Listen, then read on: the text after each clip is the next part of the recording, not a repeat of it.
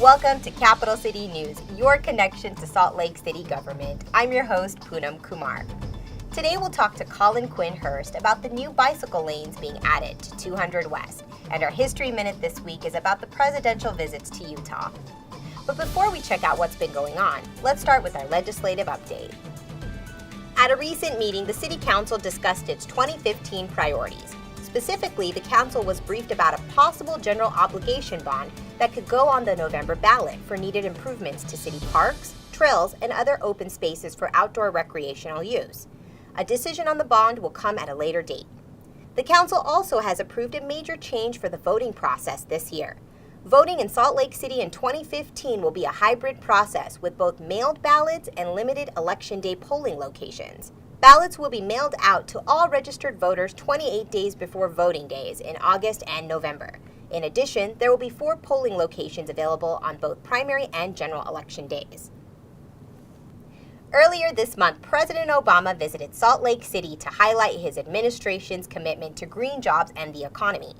He landed at Hill Air Force Base and was met by Mayor Becker, the governor, and some members of Utah's congressional delegation.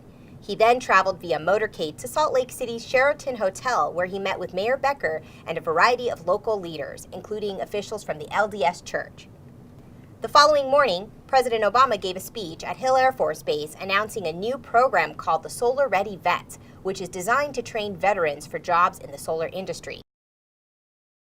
Mayor Becker hosted the mayor of Sacramento, Kevin Johnson, for a 2-day visit of Salt Lake City earlier this month. Utah Jazz fans of the Stockton-Malone era may best remember Mayor Johnson as an all-star NBA player for the Phoenix Suns, who along with John Stockton is regarded as one of the greatest point guards of his generation. As mayors of capital cities and leaders of major national organizations, Mayor Becker with the National League of Cities and Mayor Johnson with the U.S. Conference of Mayors, the two used the opportunity to share ideas and discuss mutual goals with a strong emphasis on education.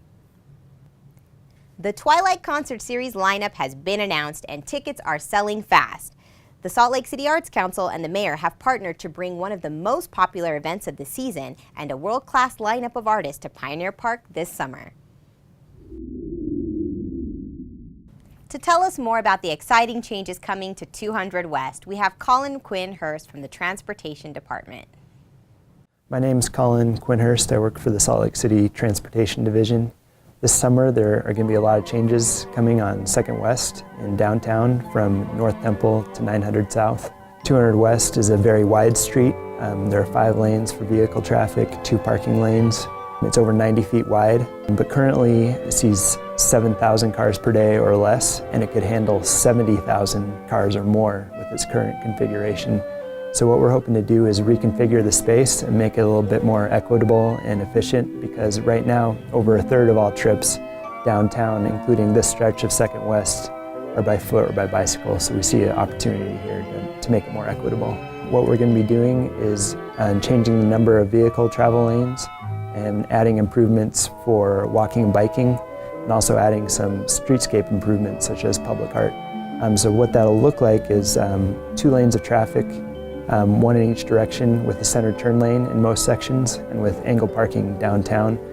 And the bike lane will be improved. It'll be a protected bike lane, and then we'll be adding public art in the form of planters with murals. At the beginning of August, expect to start seeing the resealing and then the striping changes in August. And then in September, after those changes have had some time to seal, we'll come in and do the final curbing, final paint, and the planters. So ultimately what we're trying to do with 200 West is make it a more efficient use of the space that's already there. Right now it's really underutilized, and so we want to capitalize on all that space that's available and make it a real multimodal corridor for connecting downtown.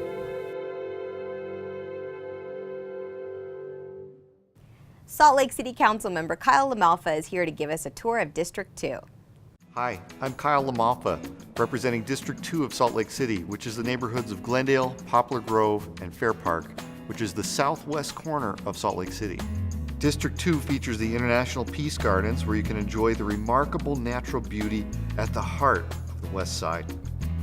You can get there on the 9 line, Salt Lake City's newest bike trail connecting the east side of the city all the way to the Jordan River. The international flair of the Peace Gardens is mirrored in the diversity of residents and businesses that call District 2 home. The city's best Mexican and African restaurants are located in the neighborhoods of the West Side. West Side living is renowned for its homes with large lots, urban farming, and tons of kids.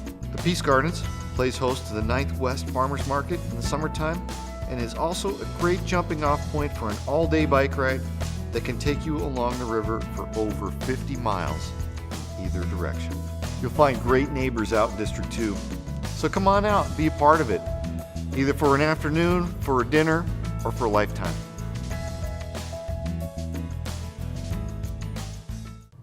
The first president of the United States to visit Salt Lake City was Ulysses S. Grant, who, on October 3, 1875, met with Brigham Young and stayed at the Walker House Hotel. Over the next 140 years, 20 more U.S. presidents would come to Utah as part of their official duties. In 1903, Theodore Roosevelt came and spoke twice. First, at a parade in his honor, he stopped at the City and County building where the children of the city were gathered. Then he spoke at the Tabernacle, where he praised Utahns for their work in making the desert blossom. Presidents Taft and Harding both came to town and played golf at the Salt Lake Country Club. Many other presidents, from Herbert Hoover to Dwight D. Eisenhower, visited for various campaign visits, events, and brief stopovers. Other presidents gave speeches at the Tabernacle as well, including Franklin D. Roosevelt and John F. Kennedy, just 2 months before his assassination. Of all the stories of American pioneers and settlers, none is more inspiring than the Mormon Trail. The qualities of the founders of this community are the qualities that we seek in America, the qualities which we like to feel this country has: courage, patience, faith, self-reliance, perseverance, and above all, an unflagging determination to see the right prevail. Every president from JFK to Jimmy Carter would deliver a speech at the Tabernacle. Ronald Reagan was the first to break that tradition, instead delivering a speech at the Salt Palace. Every U.S. president since Herbert Hoover has made a stop in Utah, and President Barack Obama is the latest in that proud tradition. It is wonderful to be in the beautiful state of Utah. That's it for this week's Capital City News, your connection to Salt Lake City government. Be sure to tune in next time to keep up to date on what's happening in the city. For SLC TV, I'm Poonam Kumar.